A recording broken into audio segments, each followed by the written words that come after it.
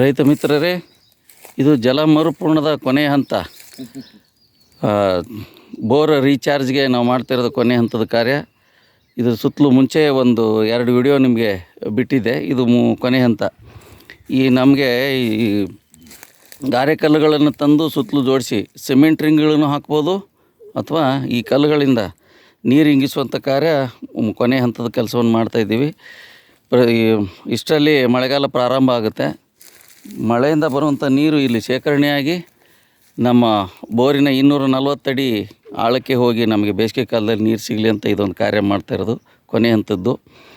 ಈ ರೀತಿ ರೈತರು ಮಾಡಿದ್ರೆ ಬತ್ತಿ ಹೋಗಿರೋಂಥ ಬೋರ್ವೆಲ್ಗಳು ಪುನಃ ರೀಚಾರ್ಜ್ ಆಗಿ ನಮಗೆ ಮತ್ತೆ ಬೇಸಿಗೆ ಕಾಲದಲ್ಲಿ ನೀರು ಸಿಗುವಂಥ ಅತ್ಯುತ್ತಮವಾದಂಥ ಕೆಲಸ ಅಂದ್ಕೊಂಡಿದ್ದೀನಿ. ನಾನು ಬರೀ ಗುಣಿ ತೋಡ್ಬಿಟ್ಟು ಬರೀ ನೀರು ಇದರಲ್ಲಿ ಈ ಒಂದು ಗುಣಿಯಲ್ಲಿ ನೀರು ಬಿಡ್ತಾ ಇದ್ದೆ.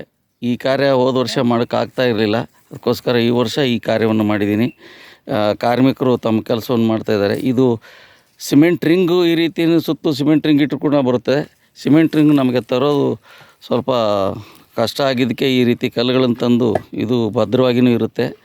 ಇದ್ರ ಮಧ್ಯೆ ಮತ್ತು ಸುತ್ತಲೂ ನಮಗೆ ಮರಳು ಸಿಗುತ್ತೆ. ಇಲ್ಲಿ ಹೇರಳವಾಗಿ ಮರಳನ್ನು ತುಂಬಿಸಿಬಿಟ್ರೆ ಈ ಗುಣಿಯೆಲ್ಲ ಈ ಭಾಗ ಎಲ್ಲ ಮರಳು ತುಂಬಿಸ್ಬಿಟ್ರೆ ಬಂದಿರೋ ನೀರು ಮಳೆಯಿಂದ ನನ್ನ ಜಮೀನಲ್ಲಿಂದ ಬರ್ತಾ ಇರೋ ನೀರು ಮತ್ತು ಪಕ್ಕದಲ್ಲಿ ಕೆರೆ ಹೋಗುತ್ತೆ. ಕೆರೆಯಿಂದ ಪಂಪ್ ಮಾಡಿ ಈ ನೀರನ್ನು ಈ ಗುಣಿಗೆ ತುಂಬಿಸಿದ್ರೆ ಆಳಕ್ಕೆ ಹೋಗಿ ಮತ್ತೆ ನನಗೆ ನೀರು ಸಿಗುತ್ತೆ. ಬೇಸಿಗೆ ಕಾಲದಲ್ಲಿ ಬೋರು ರೀಚಾರ್ಜ್ ಆಗಿ ಸುಮಾರು ಈಗ 1.5 ಇಂಚು ಏನೂ ಇಲ್ಲದೇ ಇರೋ ನೀರು 1.5 ಇಂಚು ನೀರು ಸಿಗ್ತಾಯಿದೆ.